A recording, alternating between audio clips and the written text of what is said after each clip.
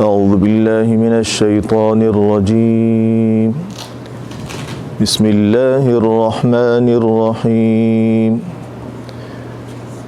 إن الذين كفروا سواء عليهم أأنذرتهم أم لم تنذرهم لا يؤمنون ختم الله على قلوبهم وعلى سمعهم وعلى أبصارهم غشاوة ولهم عذاب عظيم ومن الناس من يقول آمنا بالله وباليوم الآخر وما هم بمؤمنين صدق اللہ العظیم۔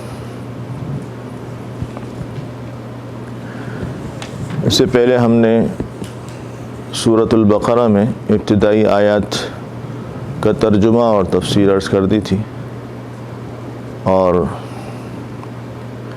اس قرآن کے متعلق عرض کیا تھا کہ یہ ہدایت والی کتاب ہے اور اس سے امت کو ہدایت ملے گی، ہدایت کا راستہ ملے گا، اور ہدایت کے مراتب میں ترقی ہوگی، کیونکہ ہدایت جو ہے وہ ایسی چیز ہے کہ وہ بڑھتی رہتی ہے۔ اگر آپ اس میں کوشش کریں گے تو اس میں آپ آگے بڑھتے رہیں گے، اور ہر آدمی کی رہبری اللہ تعالیٰ کرے گا۔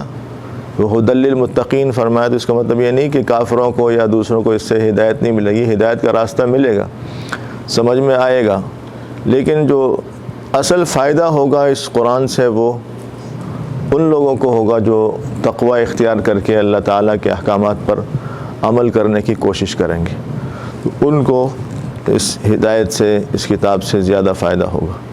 باقی رہبری ہر ایک کو ہوگی، اور جس درجے پر آدمی ہے اگر وہ مزید پڑھتا رہے گا، سمجھتا رہے گا اور اس پر عمل کرتا رہے گا تو وہ مراتب میں آگے بڑھتا رہے گا۔ اس لیے موت تک، آخر وقت تک ہدایت کی دعا نماز میں مانگنے کا حکم ہے اور ضروری ہے۔ اہدنا الصراط المستقیم، صراط مستقیم کی ہدایت اللہ تعالیٰ سے مانگنا۔ اور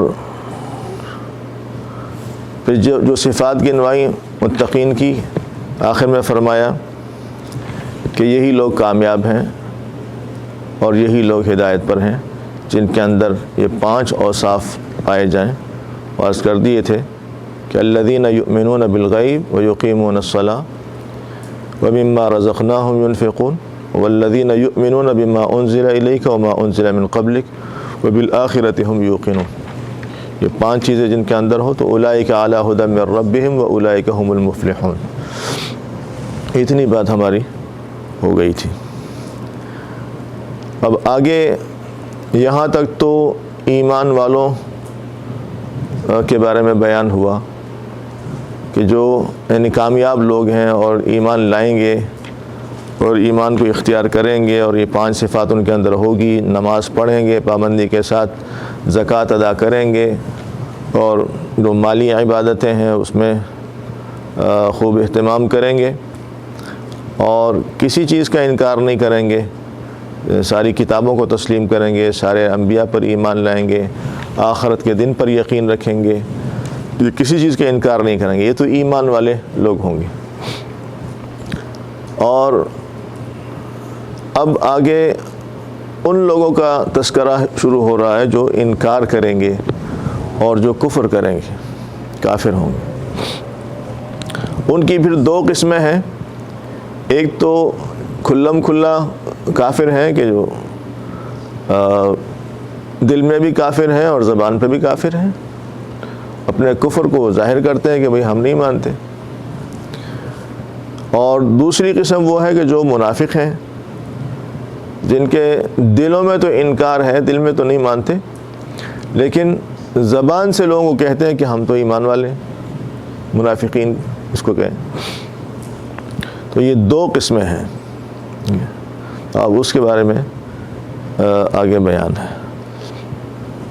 کہ جو اس قرآن کی ہدایت سے محروم ہوں گے، محرومین کا بیان ہے۔ پہلے تو ان لوگوں کا بیان تھا کہ جو اس قرآن سے استفادہ کریں گے، فائدہ حاصل کریں گے، اس کی ہدایت کو مانیں گے، اور اب ان لوگوں کا بیان ہے جو اس قرآن سے محروم ہیں اور اس کی ہدایت سے محروم ہوں گے۔ ان الذین کفروا، ان یہ حرف مشبہ بالفعل کہلاتے ہیں، ان کأن لکن لیت اور لعل، یہ 6 حرف ہوتے ہیں۔ تو بہرحال ان اور ان جو اس میں سے ہے، تو اس کا عام طور پر ترجمہ بے شک کرتے ہیں کہ اس بات میں کوئی شک نہیں ہے، اور دونوں کا معنی ایک ہے، بس یہ کہیں اگر عبارت کی بیچ میں آئے گا تو ان آئے گا، اور اگر شروع میں اسٹارٹ میں آئے گا تو ان آئے گا، باقی ترجمہ دونوں کا ایک ہے۔ ان الذین کفروا، الذین اس میں موصول ہے جو آپ پہلے پڑھ چکے ہیں، بے شک وہ لوگ جو کہ، اس طرح کا ترجمہ اس میں موصول کا ہوتا ہے۔ کفروا جنہوں نے انکار کیا، جو کافر بنے، کھلم کھلا جنہوں نے کفر کیا، انکار کیا۔ کفروا یہ ماضی کا صیغہ ہے جمع کا، کفرا، جیسے آپ نے عبدہ کے صیغے پڑھے تھے، عبدہ، عبدہ، عبدو، وہ سب عبادت کرتے ہیں، تو یہ اسی طرح کفرا، کفرا، کفرو۔ کفرا وہ ایک آدمی کفر کرتا ہے یا اس ایک آدمی نے کفر کیا، اور کفرا ان 2 آدمیوں نے کفر کیا، کفرو ان سب نے کفر کیا، جمع کا صیغہ ہے۔ تو بے شک وہ لوگ جنہوں نے کفر کیا، جو کافر ہوئے،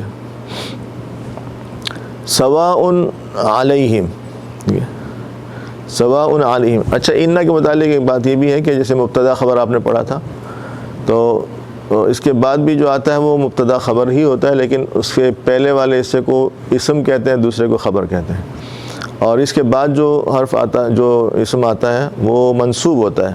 مبتدا پہ تو وہ تو کیا کہتے ہیں، مرفوع ہوتا تھا، لیکن اس کے بعد جو اسم آتا ہے، اس میں مثلا ان زیدن قائم، بے شک زید کھڑا ہے، تو زیدن، زیدن نہیں ہوگا، ویسے اگر آپ کہیں گے تو زیدن قائم، جب ان آ جائے گا تو پھر ان زیدن قائم، پھر زیدن کو اس کا اسم اور قائم کو اس کی خبر کہیں گے۔ یہ بات بھی آپ ذہن میں رکھ لیں۔ تو ان الذین کفروا، بے شک وہ لوگ جنہوں نے کفر کیا یا جو کافر بنے، سواء علیہم، برابر ہے ان کے لیے،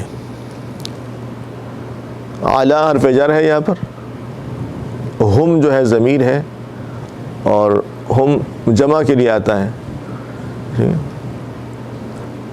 علیہ ایک کے لیے آئے گا، علیہما 2 کے لیے آئے گا، علیہم جمع کے لیے آئے گا، ٹھیک ہے۔ تو سواء علیہم، یہ بھی جیسے مبتدا خبر ہوتا ہے، کسی چیز کی خبر دیتے ہیں، آپ نے پڑھا تھا اس میں کہ اسمیہ خبریہ اور فعلیہ خبریہ 2 جملے پڑھے تھے، جس میں آپ کسی چیز کی خبر دیتے ہیں کہ جی یہ کام یوں ہوا ہے، ایسے ہے، کسی بھی کام کے بارے میں، تو یہ بھی خبر دی جا رہی ہے کہ سواء علیہم، ان کے لیے برابر ہے۔ کیا برابر ہے؟ تو وہ آگے ذکر ہو رہا ہے۔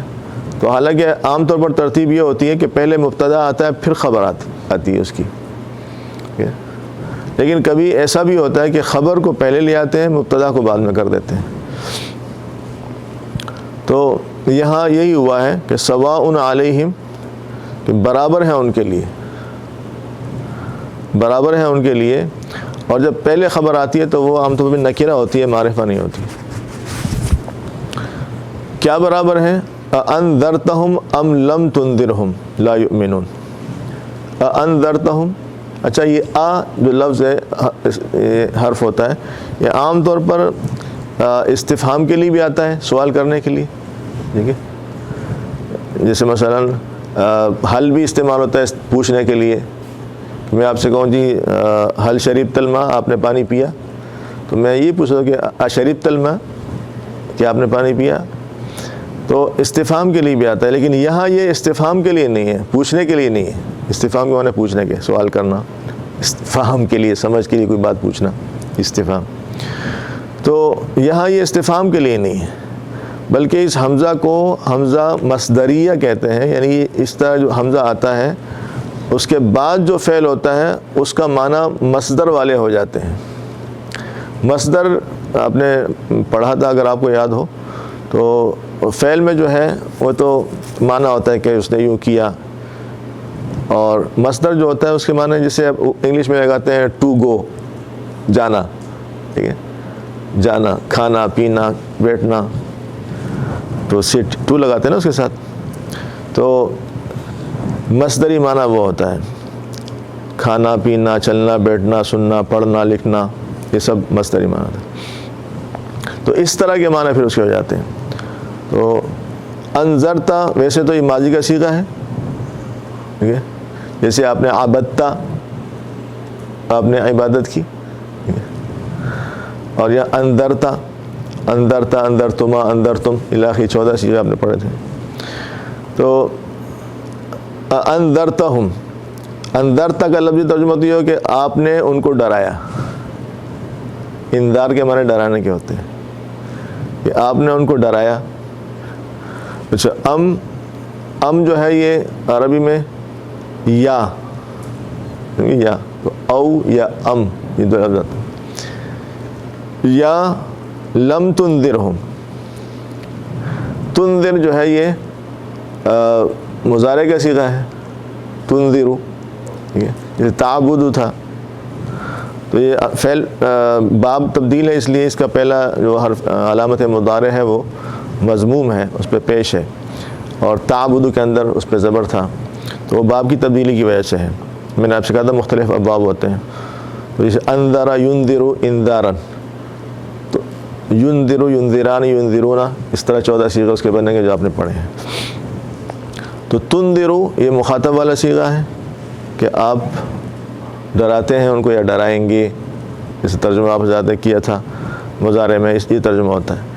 دیکھیے یہ لم جو آتا ہے، یہ لم حرف نفی ہے، یا انکار کے لیے، نفی کے لیے آتا ہے، ٹھیک ہے، اور یہ جب مضارع پر آتا ہے تو پھر ترجمہ ماضی والا ہو جاتا ہے، ٹھیک ہے۔ تو لم تنذرہم، یا آپ نے ان کو نہیں ڈرایا، لیکن لفظی ترجمہ تو یہ ہے۔ اب جو حمزہ آ گیا تو اس کی وجہ سے آپ مصدری ترجمہ کریں گے کہ آپ کا ان کو ڈرانا یا نہ ڈرانا، ٹھیک ہے، ڈرایا یا ڈرایا تو ماضی ہے نا، اب وہ ماضی والا ترجمہ نہیں ہوگا بلکہ مصدری ترجمہ ہوگا کہ انذرتہم، یعنی آپ کا ان کو ڈرانا یا ان کو نہ ڈرانا، سواء علیہم، یہ ان پر برابر ہے، ٹھیک ہے، کہ آپ چاہے ان کو ڈرائیں چاہے ان کو نہ ڈرائیں۔ اب اردو میں آپ اپنے جو ہر زبان کا اپنا ایک اسلوب ہوتا ہے، اور اسی اسلوب کے لحاظ سے ہی آپ اس کا ترجمہ کرتے ہیں عام طور پر، لیکن وہ لفظی بھی آپ کو سمجھ ہونی چاہیے کہ یہ ترجمہ جو ہے کس چیز کا ہم کر رہے ہیں۔ تو ترجموں میں تو عام طور پر یہ لکھا ہوتا ہے کہ آپ ان کو ڈرائیں یا نہ ڈرائیں، اردو کی ترتیب یہی ہے عام طور پر، لیکن جو مصدری ترجمہ ہے وہ یہ ہوگا کہ ان کو ڈرانا یا نہ ڈرانا، یہ سواء علیہم، یہ برابر ہیں، علیہم ان پر، ان کے حق میں، ان کے لیے، جو بھی ترجمہ، یہ سارے ترجمے صحیح ہیں، اس کو مسئلہ نہیں، ان کے لیے برابر ہے، ان کے حق میں برابر ہے، ٹھیک ہے، ان پر برابر ہے یہ بات۔ ویسے اعلیٰ جو ہے نا پر کے معنی میں عام طور پر آتا ہے، لیکن یہ حروف جو ہے اس کے مختلف معنی ہوتے ہیں، یہ ایک معنی فکس نہیں ہوتے اس کے، تو مختلف جگہوں پر اس کے معنی مختلف ہوتے ہیں۔ تو سواء علیہم برابر ہے ان کے لیے، خبر پہلے لے آئے، پھر بعد میں مبتدا بعد میں لے آئے، کیا برابر ہے؟ تو انذرتہم، آپ کا ان کو ڈرانا، ام لم تنذرہم، یا ان کو نہ ڈرانا، یہ دونوں کام برابر ہیں، ٹھیک ہے۔ اب آگے اس کی تھوڑی سی مزید وضاحت کر دی اور تفسیر کر دی، جملہ تفسیریہ کہتے ہیں ہم اس کو، کہ لا یؤمنون، یہ ایمان نہیں لائیں گے، برابری کس چیز میں ہے کہ لا یؤمنون، یہ ایمان نہیں لائیں گے۔ لا یہ نفی کے لیے استعمال ہوتا ہے، جیسے نو، نہیں. یؤمنون یہ بھی مضارع کا صیغہ ہے. آمن یؤمن ایمانا, ٹھیک ہے, آمن ماضی, یؤمن مضارع, ایمانا یہ اس کو مصدر کہیں گے. تو لا یؤمنون, یؤمن یؤمنان یؤمنون جمع کا صیغہ یؤمنون. لا یؤمنون یہ ایمان نہیں لائیں گے, ٹھیک ہے. اچھا, یہ جملہ تفسیریہ کہہ کر اس میں اصل میں حضور پاک صلی اللہ علیہ وسلم کے لیے ایک تسلی بھی ہے, کیونکہ حضور صلی اللہ علیہ وسلم کو تو بہت زیادہ فکر ہوتی تھی کہ یہ امت اسلام پر, ایمان پر آ کیوں نہیں رہی ہے. کیونکہ ہماری طرح تو نہیں ہوتے تھے صحابہ اور حضور پاک صلی اللہ علیہ وسلم کے زمانے میں کہ جناب وہ اپنی نماز پڑھ لیں مطمئن ہو جائیں, اپنی تھوڑی سی دینداری کر لیں مطمئن ہو جائیں. وہ تو ہر وقت ایک فکر ہوتی تھی کہ کس طریقے سے یہ امت ہدایت پر آئے, دین پر آئے, ایمان پر آئے. تو یہ ایمان پر کیوں نہیں آ رہے ہیں؟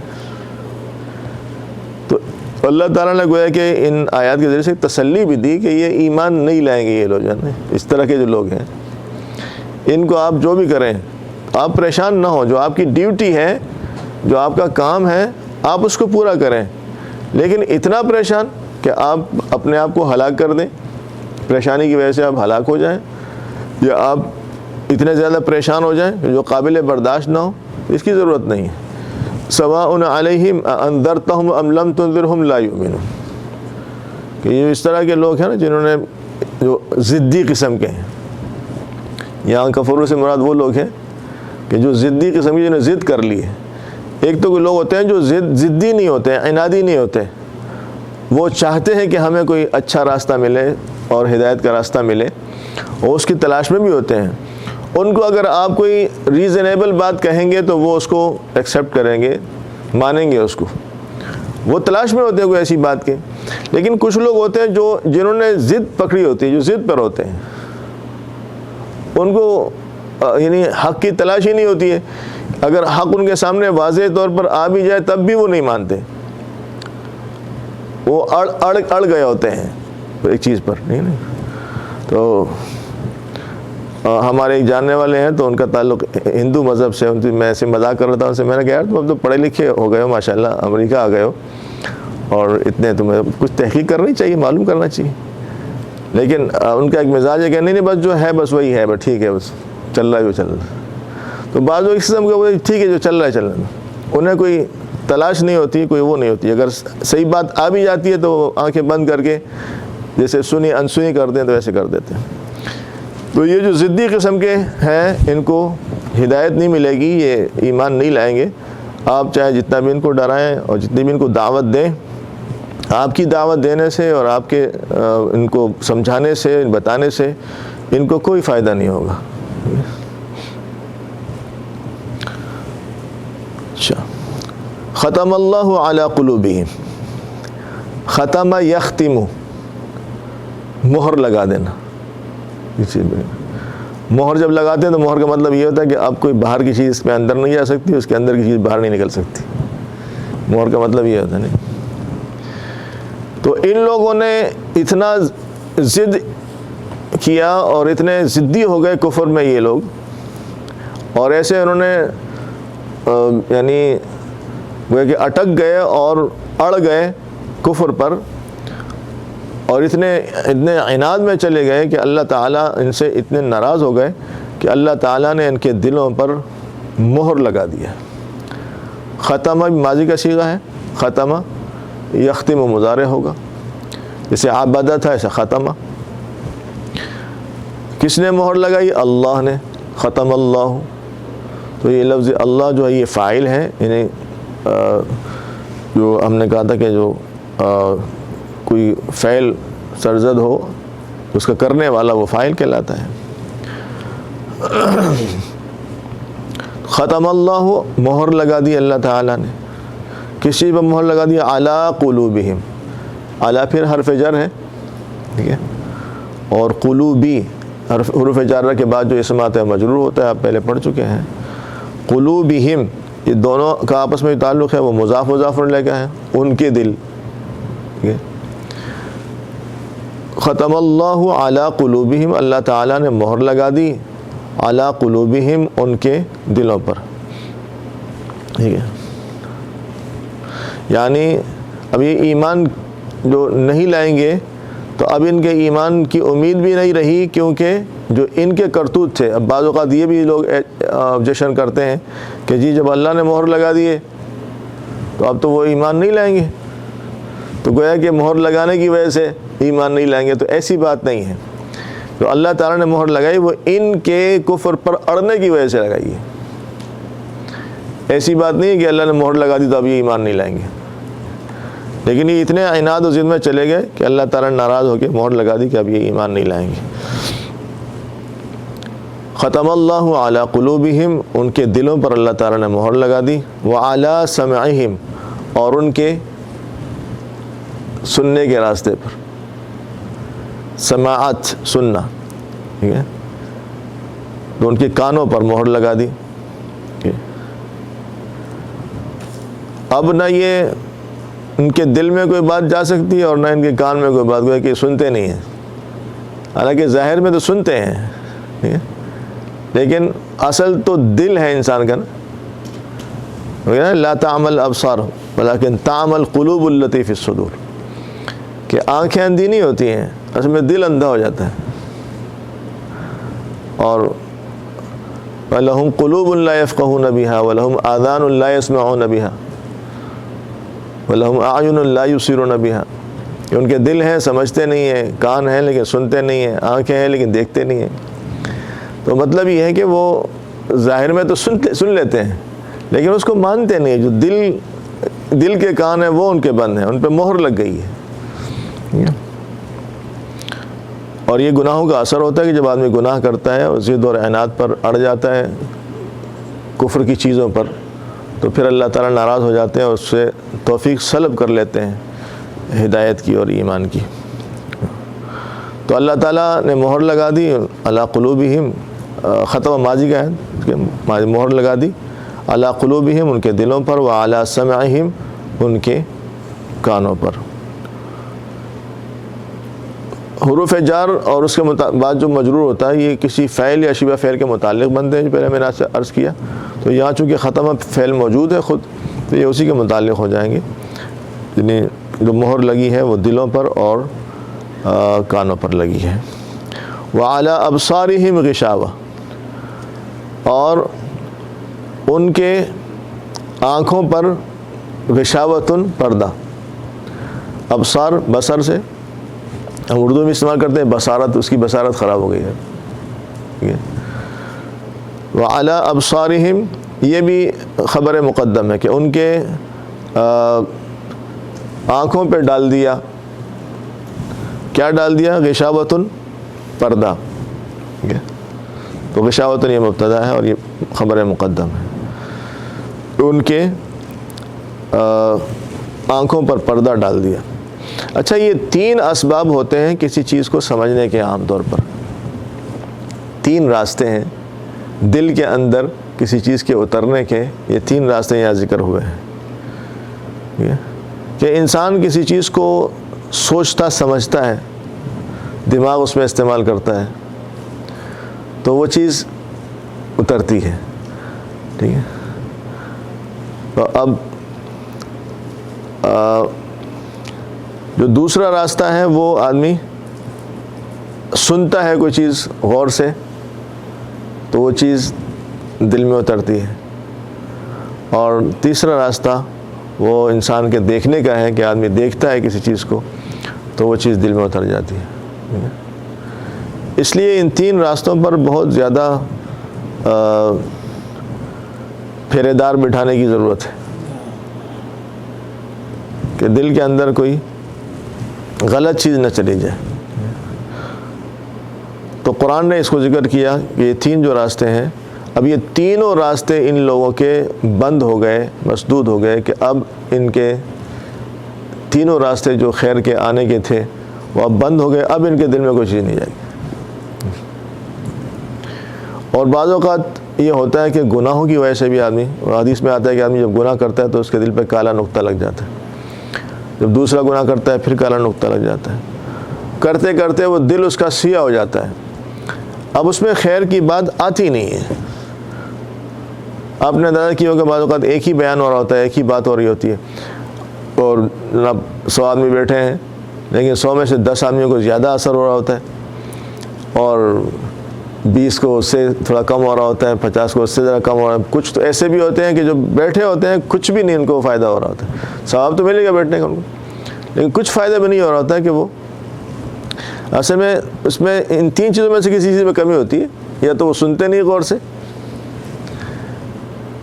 اور سنتے ہیں تو فوکس نہیں کرتے, جب نظر بھی اس طرف ہوتی ہے تو آدمی اس کو دیکھتا بھی ہے, فوکس بھی کرتا ہے اس کو, اور یا کہ اس کو سمجھنے کی کوشش نہیں کرتے. یا پھر یہ کہ وہ گناہ اتنے ہوتے ہیں کہ وہ گناہوں کے اثرات سے ان کا دل کالا ہو چکا ہوتا ہے. اب اس میں اس بات کا اثر نہیں ہوتا, کسی وجہ سے وہ بات سن رہے ہیں, مجھے بیٹھ گیا اور دوسرا دوست بیٹھا ہوا, چلو ہم بھی بیٹھ گئے, یار انتظار کرنے کا. بعض اوقات ایسا ہوتا ہے لیکن دل پہ اس بات کا اثر نہیں ہو رہا ہوتا, بلکہ اندر سے جو نا. اس لیے قرآن کو سمجھنے کے لیے اندر کی چیزیں نکالنی پڑتی ہیں, ساری چیزیں نکال کے اپنے خیالات صاف کر کے آدمی قرآن کو پڑھے. جو قرآن اللہ پاک سمجھائے وہ ہم سمجھیں.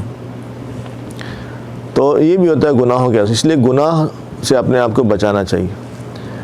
بعض اوقات آدمی چھوٹا گناہ سمجھ رہا تھا کہ یار کیا یار یعنی غلط چیز دیکھنا نا, کوئی خاص طور پر آنکھوں کی اور کانوں کی اور ان چیزوں کی حفاظت آج کل بہت مشکل ہو گئی. اس کو تو لوگ گناہ سمجھتے ہی نہیں ہیں. ہمارے کانوں میں کوئی غلط آواز جا رہی ہے اور اس کا ہمارے دلوں پر غلط اثر پڑ رہا ہے. یہ تو آج کل کے نوجوان خاص طور پر پورے دن وہ ہینڈ فری لگا ہوتا ہے ان کا مصیبت, اور مختلف قسم کی آوازیں ان کے کانوں میں جاری ہوتی ہیں. اب جب وہ جاری, حدیث میں آتا ہے کہ جو گانا ہے یہ انسان کے دل کے اندر نفاق پیدا کرتا ہے. جیسے کسی پودے کا پانی ڈالتے ہو نا, اور اس سے اس کو گروتھ ملتی ہے, ترقی ہوتی ہے, تو ایسے ہی گانا گانے سے دل کے اندر جو نفاق ہے اور کفر کی چیزیں ہیں وہ بڑھتی ہیں, منافقت پیدا ہوتی. اب وہ ظاہر میں ہاں ہوں کریں گے لیکن اندر کچھ بھی نہیں ہے.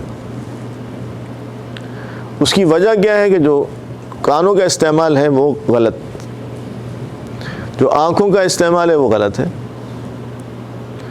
یعنی ہم نے یہ طے کر لیا کہ یار یہ تو صحیح نہیں ہو سکتا, امریکہ میں رہ کر کیسے صحیح ہو سکتا ہے. حالانکہ ایسا نہیں ہے. آدمی جب کوئی عزم کر لیتا ہے کسی چیز کے متعلق تو کوئی مشکل نہیں ہے. شروع میں کوئی بھی کام آدمی کرتا ہے تو اس میں تھوڑی سی پریشانی تو ہوتی ہے, لیکن آہستہ آہستہ پھر وہ طبیعت بن جاتی ہے انسان کی, اور مزاج بنتا ہے. اور کسی شاعر نے کہا طبیعت کو ہوگا قلق کچھ روز, بہلتے بہلتے بہل جائے گی. جب کوئی کام آپ کرنا شروع کرتے ہیں تو بھی آپ کو شروع میں پریشانی ہوتی ہے, پھر آہستہ آہستہ آپ کی عادت بن جاتی ہے, مزاج بن جاتا ہے, اور پھر وہ عبادت کی شکل اختیار کر لیتی ہے. اور اگر آپ کسی گناہ کو چھوڑتے ہیں تو شروع میں آپ کو پریشانی ہوتی ہے, لیکن کچھ عرصے کے بعد پھر وہ آپ کا مزاج بن جاتا ہے, آپ کی عادت بن جاتی ہے, پھر آپ کو کوئی چیز محسوس نہیں ہوتی. اس لیے ان راستوں کو ان پہ پہرے دار بٹھانے کی ضرورت ہے. تو بعض اوقات آدمی کوئی گناہ کر رہا ہوتا ہے, چھوٹا گناہ سمجھتا ہے اس کو, لیکن اس گناہ کی وجہ سے آدمی محروم ہو جاتا ہے, قرآن کی سمجھ سے محروم ہو جاتا ہے, حدیث کی سمجھ سے محروم ہو جاتا ہے, اور خیر کی چیزوں سے محروم ہو جاتا ہے. اس کے ہدایت کے راستے آہستہ آہستہ بند ہونا شروع ہو جاتے ہیں. اور بعض اوقات تو ایسا ہوتا ہے کہ اس میں خیر کی رغبت بالکل ہی ختم ہو جاتی ہے, اور خیر کی امید بالکل ہی, بعض اوقات ہم لوگ کہتے ہیں کہ فلاں سے خیر کی کوئی امید نہیں ہے, وہ ہم لوگ ہی مایوس ہو جاتے ہیں ایسے. ٹھیک ہے, تو یہ جو لوگ تھے تو یہ کفر میں بہت زیادہ ضدی اور عنادی, تو اللہ تعالیٰ نے ان کے دلوں پر مہر لگا دی. ختم اللہ علی قلوبہم وعلی سمعہم, اور ان کے کانوں پر مہر لگا دی, ان کے سننے کے راستے پر مہر لگا دی. وعلی ابصارہم غشاوۃ, اور ان کے آنکھوں پر اللہ تعالیٰ نے پردہ ڈال دیا. وَلَهُمْ عَذَابٌ عَظِيمٌ, اور ان کے لیے بڑا عذاب ہے. وَلَهُمْ یہ ان کے لیے, لام جو ہے عام طور پر ملکیت کے لیے یا ان کے لیے اس طرح کے معنی کے لیے استعمال ہوتا ہے. ٹھیک ہے, جیسے میں نے پہلے بھی شاید کہ جی الکتاب لزید, کتاب زید کی ہے, تو لزید لام استعمال ہوتا ہے یہاں پر. ٹھیک ہے, تو لہم ان کے لیے, ہم ضمیر ہے جو جمع کے لیے استعمال ہوتی ہے, لہم ان کے لیے, یہ بھی وہ خبر مقدم ہے کہ ان کے لیے ہے. کیا ہے؟ عذاب عظیم. عذاب عظیم یہ موصوف صفت ہے. اچھا, صفت ہم عام طور پر سمجھتے ہیں کوئی اچھی صفت ہو تو اس کو ہم کہتے ہیں یہ صفت ہے, اردو میں تو یہ ہوتا ہے, لیکن عربی میں ایسا نہیں, کوئی اچھی ہو یا بری ہو وہ صفت ہی کہلائے گی. اردو میں بھی غالباً کہتے ہیں کہ ہم بڑی بری صفات ہیں ان کے اندر, تو وہ بھی صفت کہلائے گی. تو عذاب, اس کے لیے عذاب ہے. کیسا عذاب ہے؟ عظیم, بڑا عذاب ہے. تو یہ عظیم جو ہے یہ عذاب کی صفت ہے, اور یہ موصوف صفت مل کر پھر مبتدا ہے, اور لہم جو ہے یہ خبر مقدم ہے. اچھا, یہ جو کفر ہے, اس کفر کی وجہ ظاہر ہے کفر ہو یا ایمان ہو, یہ آپ ذہن میں رکھیں, اس کا اثر, اس کا ایفیکٹ دنیا پر بھی پڑتا ہے, آخرت بھی پڑتا ہے. کفر یا کفر کے کام, کفر کا کوئی بھی فعل ہے, جیسے نماز چھوڑنا بھی کفر کا کام ہے, اسلام کا کام نہیں ہے. ٹھیک ہے, جھوٹ بولنا اسلام کا کام نہیں ہے, کفر کا کام ہے, بے دینی کا کام ہے. ٹھیک ہے, مسلمانوں کے کام نہیں ہے. بہت سارے کام ایسے, زنا ہے, چوری ہے, شراب ہے, یہ سارے مسلمانوں کے کام نہیں ہے. تو آپ اسلام سے ہٹ کر کوئی بھی کام کریں گے تو اس کا ایفیکٹ آپ کی زندگی پر پڑے گا, لازمی پڑے گا. جیسے آپ آگ کے قریب جائیں گے تو آپ کو گرمی محسوس ہوگی, آپ کا ہاتھ جلے گا, اور آپ کسی اچھی چیز پر ہاتھ لگائیں گے تو آپ کو اس کی نرمی محسوس ہوگی, لذت آپ کو حاصل ہوگی. تو اچھی چیز کے بھی اثرات ہوتے ہیں, بری چیز کے بھی اثرات ہوتے ہیں. آپ کوئی اچھی چیز کھائیں گے, آپ کے جزو بدن بنے گا, آپ کو اس سے فائدہ ہوگا. آپ کوئی نقصان دہ چیز کھائیں گے, ڈرنک کریں گے اور چیز اس طرح ہی کریں گے تو آپ کو نقصان ہوگا اس کا. اچھا, یہ نقصان صرف آخرت کا نہیں ہوگا, یا اگر فائدہ اچھے کام کا تو صرف آخرت کا نہیں ہے, یہ دنیا میں بھی ہے اور آخرت میں بھی ہے. اس لیے اکثر قرآن میں نیک اعمال ہیں تو اس پہ بھی دنیا کا فائدہ کیا, آخرت کا فائدہ کیا, دونوں اکثر بتا دیتے ہیں. اور اگر گناہ ہے, نافرمانی ہے, کفر ہے, تو اس میں دنیا کا کیا نقصان اور آخرت کا کیا نقصان, کبھی اس کی طرف اشارہ کر دیتے ہیں. تفصیل تو بعض اوقات نہیں ہوتی لیکن اشارہ ہو جاتا ہے. تو اب یہ جو لوگ ہیں جو کفر پر اٹک گئے ہیں, اڑ گئے ہیں, اور انہوں نے ضد اختیار کر لی ہے کہ ہم نے کسی صورت پر بھی نہیں ماننا. بعض اوقات یہ تو اسلام اور کفر کی بات ہے کہ بعض اوقات مسلمان بھی بعض چیزوں کے بارے میں اڑ جاتے ہیں کہ بھی فلاں کام نہیں کرنا. یہ ایسا نہیں کرنا چاہیے, سمجھنا چاہیے, کوشش کرنا چاہیے. اس لیے میں اکثر ساتھیوں سے کہتا ہوں کہ بھائی ہمیں ہر صحیح چیز سننی چاہیے, کوشش کرنا چاہیے. ہو سکتا ہے کہ بعض اوقات ہم غلط ہوں, بعض اوقات ہم کسی کی بات سنتے ہی نہیں ہیں کہ یار میں تو بس صحیح ہوں, میں کیوں بات سنوں گی. بھیا ان کی بات سن لو, ہو سکتا ہے کہ آپ کے اندر غلطی ہو, اپنی غلطی کی آپ اصلاح کر لو. اب سنو گے ہی نہیں تو اصلاح کیسے ہوگی, اب پڑھو گے نہیں تو اصلاح کیسے ہوگی. تو ضد نہیں کرنی چاہیے, ضد انسان کو نقصان پہنچاتا ہے ہمیشہ. تو کفر میں بھی یہ لوگ ضد پر آ گئے. جب ضد پر آ گئے اور اڑ گئے کفر پر, تو دنیا میں تو ان کو نقصان یہ ہوا کہ یہ ہدایت سے محروم ہو گئے, کہ ان کے دلوں پر مہر لگ گئی, ان کے کانوں پر مہر لگ گئی, ان کے آنکھوں پر پردے آ گئے. اب یہ ایسے ہو گیا کہ ان کو آنکھوں سے نظر آتا بھی ہے تو ایسے جیسے کچھ نظر نہیں آ رہا, کانوں سے سنتے بھی ہیں لیکن ایسے ہیں جیسے کچھ سن ہی نہیں رہے, اور ان کے دل میں کوئی بات اتر ہی نہیں رہی, کوئی سمجھ ہی ختم ہو گئی, ان کی سمجھ سلب ہو گئی ان کی. جب ہدایت سلب ہو جاتی ہے اور ہدایت کے راستے بند ہو جاتے ہیں تو اچھا بھلا سمجھدار آدمی بھی, یعنی ان کافروں میں کتنے سمجھدار لوگ ہیں, بعض بہت سمجھدار لوگ ہیں, لیکن وہ ایک چیز پر اگر اڑ گئے ہیں کہ ہم نے اس طرف جانا ہی نہیں ہے, دیکھنا ہی نہیں ہے, نہ قرآن ہم نے پڑھنا ہی نہیں ہے, دین ہم نے سیکھنا ہی نہیں ہے, ہم نے معلومات ہی نہیں کرنی. بھائی آپ اسلام کی معلومات تو کر لو نا یار, آپ قرآن کو پڑھ تو لو, قرآن کو سن تو لو، کسی سے اس کی معلومات تو لے لو کہ ایک دین ہے جو اللہ تعالیٰ نے بھیجا ہے، اور ایک نظام ہے کائنات کا جو اللہ پاک چلا رہا ہے۔ کیا اس کائنات کا کوئی مالک نہیں ہے؟ اتنا بڑا آسمان کافروں کو نظر نہیں آ رہا جو اللہ کے انکار کرتے ہیں؟ ان لوگوں کو نظر نہیں آ رہا؟ حضور پاک صلی اللہ علیہ وسلم کی حقانیت اور انبیاء کی حقانیت کیا یہ لوگوں کو سمجھ نہیں آ رہی؟ کتنے سارے لوگ ہیں کہ جو سمجھتے بھی ہیں لیکن ضد پر اڑے ہوئے ہیں، نہیں مانتے اور اس طرف توجہ ہی نہیں کرتے۔ وہ ہدایت اللہ تعالیٰ نے ان سے سلب کر لی ہے، وہ بوجہ اس کے کہ جو انہوں نے ضد اور عناد اختیار کر لیا ہے، انابت ان کے اندر ختم ہو گئی ہے، تو پھر اللہ تعالیٰ ہدایت کے راستے بند کر دیتا ہے۔ تو دنیا کا نقصان تو ان کا یہ ہوا کہ اب یہ ہدایت کا راستہ ان کا بند ہو گیا، اور آخرت کا نقصان ان کا یہ ہوا کہ وَلَهُمْ عَذَابٌ عَظِيمٌ، ان کے لیے بڑا دردناک عذاب ہوگا اور بڑا سخت عذاب ہوگا۔ ٹھیک ہے، اور بعض اوقات انسان سوچتا ہے کہ یار انسان ہے، ان پر رحم آنا چاہیے۔ ہم لوگ بعض اوقات سوچتے ہیں یار جو کیسے اللہ تعالیٰ جہنم میں ڈالے گا اور عذاب دے گا۔ تو اصل میں جرم بعض اوقات جتنا بڑا ہوتا ہے نا، سزا بھی اتنی بڑی ہوتی ہے۔ میں نے عرض کیا کہ اللہ تعالیٰ نے کائنات کا نظام ایسا بنایا ہے کہ تھوڑا سا بھی کوئی سوچے نا تو اس کے لیے ایمان قبول کرنا مشکل نہیں ہے۔ کائنات کی ہر چیز آپ کو بتاتی ہے کہ اللہ ہے۔ اب کسی بھی چیز کو دیکھیں نا، اپنے آپ کو آئینے میں دیکھیں تو آپ کو پتہ چلے بھائی اللہ ہے، کہ یہ شکل جس نے بنائی ہے اللہ کے علاوہ کون بنا سکتا ہے؟ آپ کسی درخت کے پتے کو دیکھیں تو ہر پتا آپ کو بتائے گا کہ اللہ ہے، کہ ساری کائنات مل کے درخت کا پتا نہیں بنا سکتے، ایک مکھی نہیں بنا سکتے۔ ان الذین اتخذوا من دون اللہ اولیاء، کیا وہ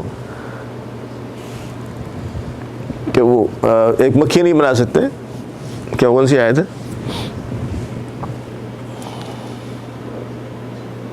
ان الذین تعبدون من دون اللہ لن یخلقوا ذبابا ولو اجتمعوا له، اس طرح کے الفاظ ہیں ذہن میں آ رہے ہیں کہ وہ ایک مکھی بھی نہیں بنا سکتے سارے مل کر۔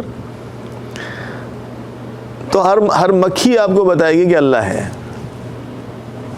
درخت کا ہر پتا آپ کو بتائے گا کہ اللہ ہے، کائنات کی ہر چیز آپ کو بتائے گی کہ اللہ ہے۔ تو اگر تھوڑا سا آپ غور کریں گے تو ایک آدمی اتنا بڑا جرم کر رہا ہے کہ اتنی بڑی دنیا میں رہ رہا ہے، اسی اللہ کا کھا رہا ہے، اسی کا پی رہا ہے، اسی کے ہوا میں زندگی گزار رہا ہے، اور وہ اس اللہ کو نہیں مان رہا۔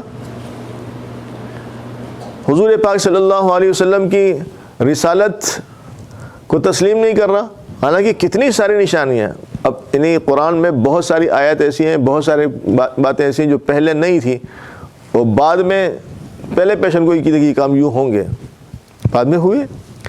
حضور پاک صلی اللہ علیہ وسلم نے قیامت کی نشانیاں بتائیں، وہ قیامت کی نشانیاں سارے وہ تو پہلے بتا چکے ہیں، ابھی تو نہیں بتا رہے، لیکن ساری ابھی ہمارے سامنے نہیں آ رہی۔ اب تھوڑی سی بھی انسان میں عقل ہو کہ بھئی جس پیغمبر نے 1400 سال پہلے ایک بات بتا دی ہے کہ یوں ہوگا، عورتیں یوں کریں گی، مرد یوں کریں گے، گانے بجانے ہوں گے، فلانے ہوں گے، سارے کام ہو رہے نہیں ہو رہے۔ تو یہ کتنی ایک نشانی ہے حقانیت کی اگر تھوڑے سے بھی آدمی سوچے، لیکن جب آدمی ضد اور عناد پر آ جاتا ہے تو پھر اس کی عقل ختم ہو جاتی ہے۔ پڑھا لکھا بھی ہوگا، عقلمند بھی ہوگا، سمجھدار بھی ہوگا، لیکن اس بارے میں اس کی سمجھ کام نہیں کریں گی۔ تو اب جب اتنا بڑا ایک آدمی جرم کر رہا ہے تو پھر اس کی سزا بھی اتنی بڑی ہونی چاہیے۔ اس لیے اللہ تعالیٰ نے اس کی سزا رکھی ہے، اور ہم نے شروع میں عرض کر دیا تھا کہ رحمان الرحیم کی تفصیل میں کہ دنیا میں تو اللہ تعالیٰ سب پر رحمان ہے، سب کو اللہ تعالیٰ دیتے ہیں اور سب کی ضرورتیں پوری کرتے ہیں، اور بعض اوقات تو اور بھی اچھا دیتے ہیں نافرمانوں کو۔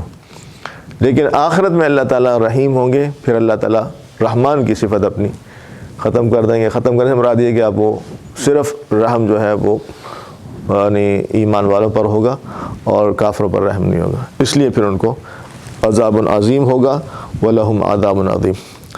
ایک دفعہ میں ترجمہ اور کر دیتا ہوں ان آیات کی، باقی منافقین کی بات پھر آئندہ کر لیں گے۔ ان الذین، بے شک وہ لوگ، کفروا جنہوں نے کفر کیا، کافر ہوئے، سواء برابر ہے، علیہم ان کے لیے یا ان پر یا ان کے حق میں، انذرتہم حمزہ مصدریہ ہے یعنی ان کو آپ کا ان کو ڈرانا، ام لم تنذرہم یا ان کو نہ ڈرانا، یہ برابر ہے، لا یؤمنون وہ ایمان نہیں لائیں گے، یہ جملہ تفسیریہ ہے۔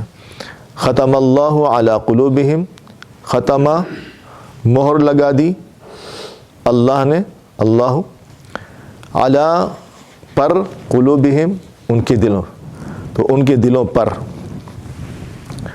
ختم اللہ اللہ نے مہر لگا دی، علی قلوبہم ان کے دلوں پر، وعلی سمعہم اور ان کے کانوں پر، وعلی ابصارہم غشاوہ اور ان کے آنکھوں پر پردہ ڈال دیا اللہ تعالیٰ نے، وَلَهُمْ عَذَابٌ عَظِيمٌ اور ان کے لیے ہے عذاب عظیم بہت بڑا عذاب ہوگا ان کے لیے۔ اللہ تعالیٰ ہمیں قرآن کی صحیح سمجھ نصیب فرمائے اور عمل کی توفیق عطا فرمائے۔ وآخر دعوانا ان الحمد للہ رب العالمین۔ اللہم صلی علی محمد النبی الامی وعلی آلہ وسلم تسلیم۔ یا اللہ ہمیں قرآن کی سمجھ نصیب فرما، قرآن پر عمل کرنے والا بنا۔ یا اللہ قرآن کو، حدیث کو، دین کو ساری دنیا میں عام فرما، ہمارے بچوں کی، ہماری اور سارے مسلمانوں کی حفاظت فرما، ہمارے دین و ایمان کی حفاظت فرما۔ یا اللہ ہمارے اعمال کی حفاظت فرما۔ یا اللہ دنیا کی تھوڑی زندگی ہے، ہمیں صحیح طریقے سے گزارنے کی توفیق عطا فرما، با مقصد زندگی نصیب فرما، بے مقصد زندگی سے بچا۔ یا اللہ ہمیں ہدایت نصیب فرما، ہدایت سے ہمیں محروم نہ فرما۔ یا اللہ پوری امت کو ہدایت نصیب فرما۔ یا اللہ جب تک زندہ ہیں دین پر قائم و دائم رکھ، جب دنیا سے جانے کا وقت ہو اعلیٰ درجے کی اعلیٰ شہادت نصیب فرما، اور مرنے کے بعد جنت الفردوس میں اعلیٰ مقام حضور پاک صلی اللہ علیہ وسلم کے پڑوس میں ہم سب کو نصیب فرما۔ یا اللہ ہمارے ماں باپ پر رحم فرما، یا اللہ رحمت نازل فرما، جس طرح انہوں نے ہم پر رحم کیا اللہ تو ان پر رحم فرما۔ یا اللہ ان کے ساتھ عافیت کا معاملہ فرما، خیر مقدر فرما۔ وصلی اللہ تعالی علی خیر خلقہ محمد وآلہ وصحبہ اجمعین، آمین برحمتک یا ارحم الراحمین۔